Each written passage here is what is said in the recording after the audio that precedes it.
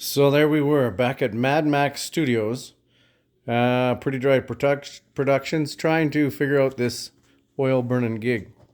Today we're going to take a look at some of the pump choices I've made and rejected. I always thought these these pumps here were the answer. They are not. I think after you pump, say, 1,000 liters through that, the hoses get deformed and it doesn't have a constant output. Yeah, I thought that was it. It's not. I think maybe some of these diaphragm pumps would have better longevity. I went through a lot of pumps, a lot of ideas. I think this one here is a gear pump. Or no, this is a diaphragm pump, as well as this one. I gotta try this one, but I did go with and again, a whole different setup. So the pump is in a pail, of course, because sometimes it doesn't work. I've went with a geared pump now. So there's no diaphragms, there's no plastic, there's nothing. There's two gears in there, and it turns off and off at set intervals and gives you a certain amount of oil constantly for a long time. This has been probably pumping 200 liters, this pump, and it's just the exact same when I put it in. That's new. Pump choices. I went to a geared pump. I think in some of my other videos I was saying these are the best pumps, but yeah, they're not. Lesson learned, I guess. Go with a geared pump. Throughout this whole mission, I went through a lot of fans, different ideas. Blower fans. I went with some DC, fans, lower pressures. I went with some of these CPAP fans. They're the ticket, I think. And I don't think I gave these ones fair enough choice because they were just full of crap and stuff. And they were used on top of it. So I can't really say they're bad. Seems like they burned out two of those fans. I think they give the most amount of pressure. But I did these other fans. Like I'm saying, I went through a lot of different ideas. I did find this. It's a air smog pump fan. They call this a regenerative blower fan, and it will produce 13 psi, which is pretty amazing. I never did get it figured out, but I think this is the key, this regenerative idea. If you could spin them reliably for hours on end. My buddy actually used a hot tub blower motor, the one that makes bubbles in your hot tub, and it works like a charm. He can turn it up and down, and it's got big bearings, and it'll run for weeks on end. That may be a better choice for fans. Over here, I went with that 2 computer fan in series. I've actually revamped this whole. Here, I'm gonna have to get this paused. Okay, we're back. We've put the fan inside a pail, and we've put an air filter on it to keep all the dust out of the fan itself.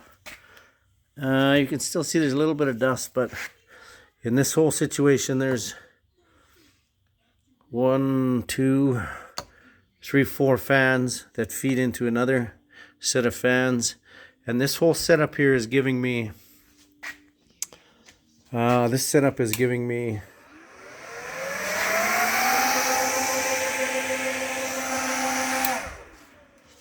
Say 3 inches of water column pressure. I think that's the low end that you need. I think anything above that is going to be awesome. But that's where I'm at. I put a universal connection on the front so I can switch my fan choices around. But yeah, I'm going to put some insulation around this pail. This seems to be working for now. I actually have to throw, it's so loud. I'll turn it on again, it's so loud. And I don't know what you think is loud, but I throw the dog's bed kind of over it and it quietens down. So I still haven't found the right combination of fans. This is, I think this regenerative idea is where I'm going to go next. I've made a new injection pipe, pretty much the same as the old one, but a little different on the ends. I've recessed the oil introduction pipe quite low so that there's no clogging of the pipe. I hope that works. This one didn't work very well, and this one's just like the other one. I'm going to pull the other one out because there are some. Actually, I'm going to get a light so it's way easier to see. All right, we're back here. This whole setup had been burning for 100 hours.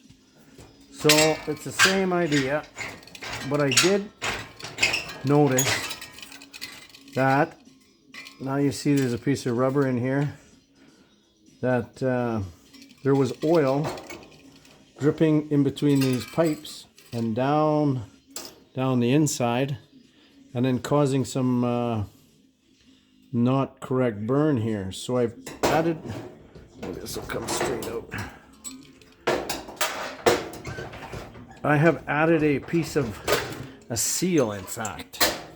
I don't know, maybe this will help you out better. This just fits into here like this. But when you push the pipe into pipe, there's a seal, and I'm sure it's going to hold, like that would hold probably 2 or 3 PSIs, so it doesn't leak all the way down and start mucking the holes up here. It's just a better seal, so there's no oil dripping anywhere else. Maybe you could use this idea, maybe not. Seems to work. That is, what is that? That's 100 hours of burn. So that's ugly as could be. And you can see from the burn that these 4 holes are still introducing air down there. These holes are not clogged. There's a little crap on here, but like nothing crazy, right? I have also, so that's, you know how that goes. It's just sneezy. I'm going to clean this up. We're going to put it back together. But it's a little better. So the oil, when it clogs at the bottom, this is going to stop it from pissing out the side and running down the side of the tube. Right? That's just that.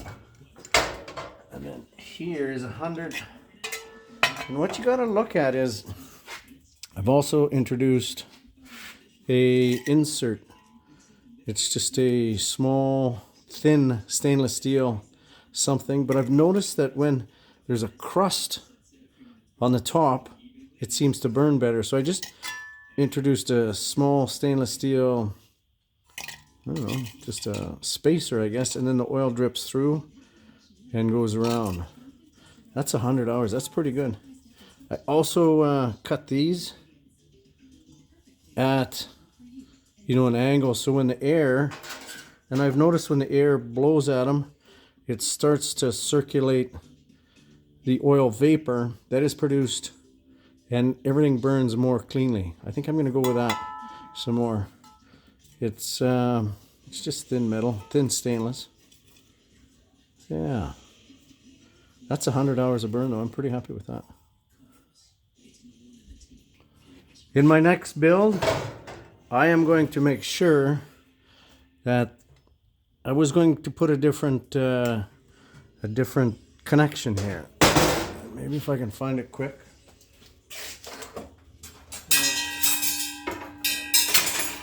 So I was going to put a a compression connection there. This would go into the stove, and this one would end up right here, and you could just tighten it with a wrench a little bit. But what I noticed is that there's not enough airspace in there. I had to do some calculations and see the area of this less the area of this. There's hardly enough air flowing through there to supply 100 1/16 inch holes. So if you're making a build, if you're building something, this is 3/4, go to at least 1 inch. Like, you need some air flow through there to introduce into the firebox.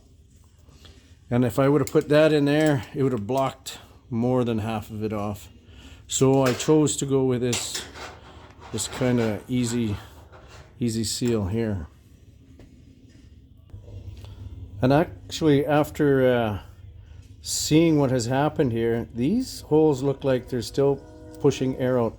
But I've made this hole bigger and recessed the oil inlet pipe in here. And I think when the oil inlet is forced out of there or drops down, it vaporizes before it hits the bottom. Like, it's just too hot. I'm going to clean this up and I'll show you what I did in here. I recessed the oil pipe there.